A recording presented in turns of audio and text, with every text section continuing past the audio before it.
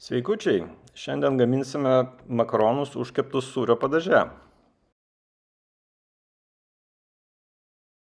Iš prieskonių naudosiu druską, pipirus, čili dribsnius, česnakus granuliuotus, petražoles, džiovintus svogūnų laiškus ir būtinai muskato riešutą. Padažo gamybai taip pat reikės miltų ir sviesto, na ir žinoma kalno sūrio.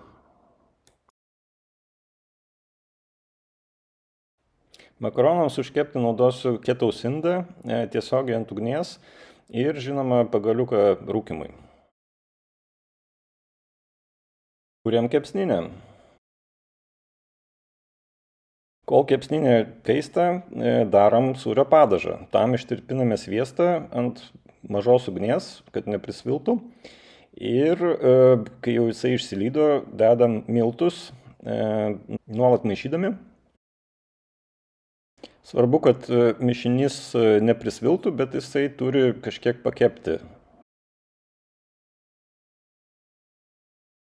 Kai miltai su sviestu truputį pakepa, dedam pieną. Geriausia yra dėti šiltą pieną, bet tinka ir šaltas, tik tai tokiu atveju ilgiau reikės laukti, kol jisai kais.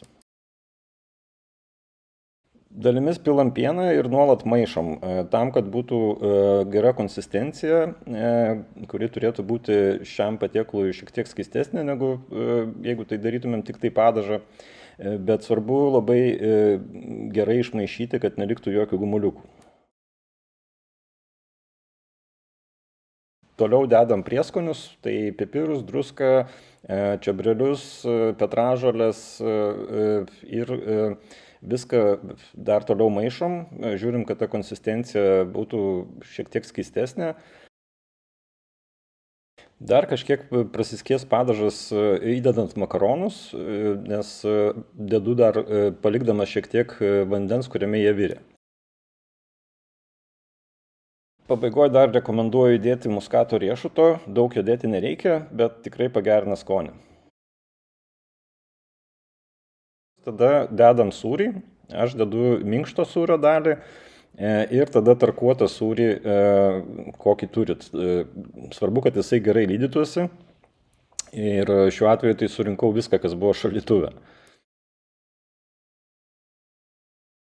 Labai gerai tinka čederis ar kažkokie kiti sūriai, kurie turi daugiau skonio. Tinka netgi ir kamemberas galima įdėti, nulupus luobelę. O sūrį reikia geriausia dėti dalimis, nuolat maišant, kad nesusidarytų gumulai. Na ir reikia kantrybės, tai čia teks padirbėti nemažai.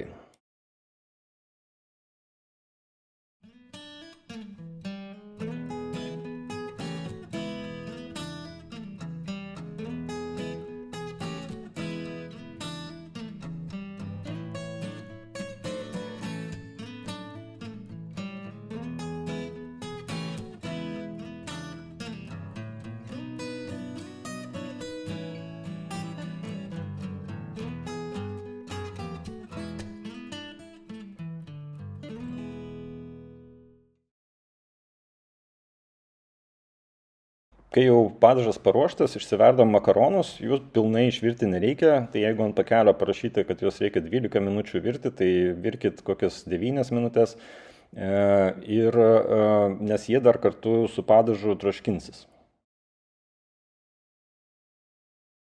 Ir vėl viską maišome, kad padažas tolygiai pasiskirstytų, pakliūtų ir į makaronų vidų.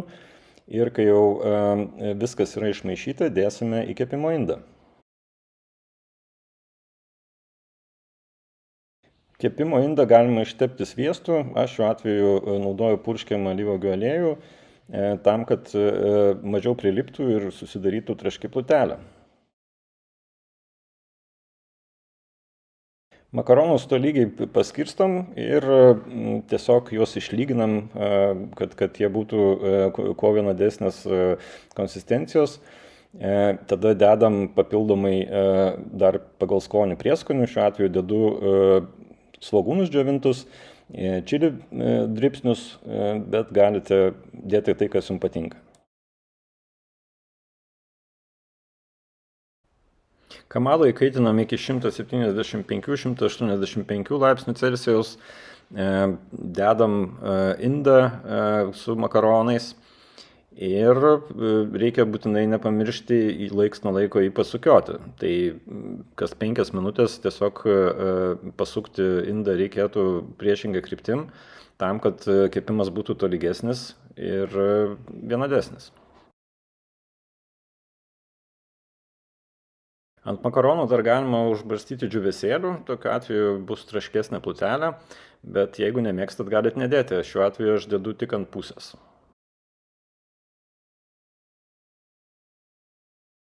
Visas užkepimo laikas užtrunka maždaug apie 20 minučių, gali kažkiek ilgiau užtrukti, priklausomai nuo to, kokį kiekį gaminate ir kiek drėgmės yra tame padaže, bet svarbu žiūrėti, kad neprisviltų apačia. Kepant stebint temperatūrą, kad jinai nekiltų aukščiau negu 175 laipsniai ir būtinai laiks nuo laiko apsukam indą tam, kad tolygesnis kepimas būtų.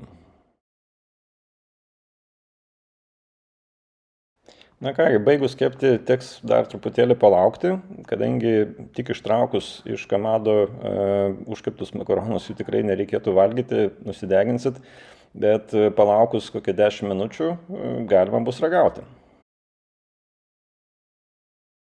Puikus rezultatas, skanaus ir iki kito karto.